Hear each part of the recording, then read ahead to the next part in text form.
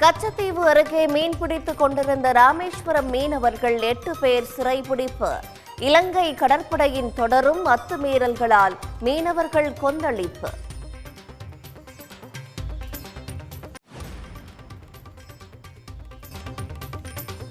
முதலீடுகளை ஈர்ப்பதற்காக இன்று அமெரிக்கா புறப்படுகிறார் முதலமைச்சர் மு.க.ஸ்டாலின். உலகின் முன்னணி நிறுவனங்களுடன் முதலீட்டு ஒப்பந்தங்கள் கையெழுத்தாக உள்ளதாக தகவல்.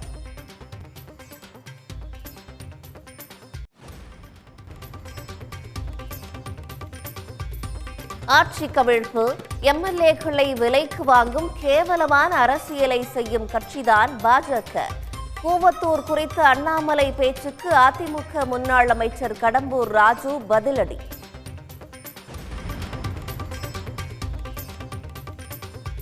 அரவக்குறிச்சி தாராபுரத்தில் பெரும் சத்தத்துடன் நில அதிர்வு உணரப்பட்டதால் மக்கள் அச்சம்.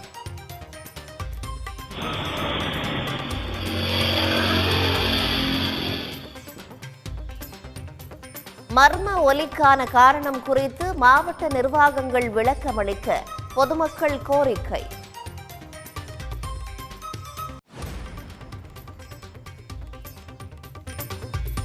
பாலியல் குற்றச்சாட்டுக்கு உள்ளான மலையாள இயக்குநர் ரஞ்சித் மீது வழக்கு பதிவு.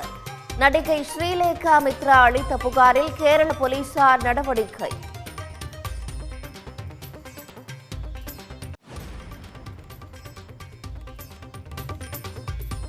ஜம்மு காஷ்மீர் சட்டப்பேரவை தேர்தலில் இந்தியா கூட்டணி கட்சிகளிடையே தொகுதி உடன்பாடு.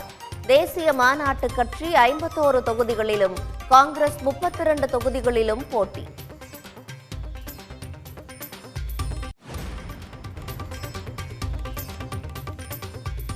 ஜம்மு காஷ்மீருக்கு மீண்டும் மாநில அந்தஸ்து வழங்கப்பட வேண்டும். காஷ்மீர் மாணவிகளுடனான கலந்துரையாடல் வீடியோவை வெளியிட்டு ராகுல் காந்தி வலியுறுத்தல்.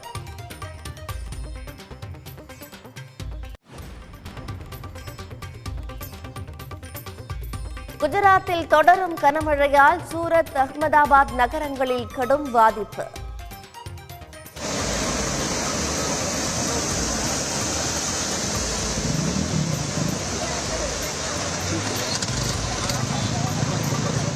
சாலைகள், குடியிருப்புகள் வெள்ளக்காடாக மாறியதால் மக்கள் அவதி.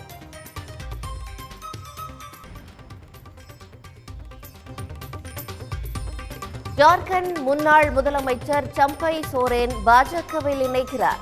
டெல்லியில் அமித்ஷாவை நேரில் சந்தித்து வாக்குறுதி. உடனுக்குடன் செய்திகளை தெரிந்து கொள்ள சன் நியூஸ் பெல் ஐகானை கிளிக் பண்ணுங்க.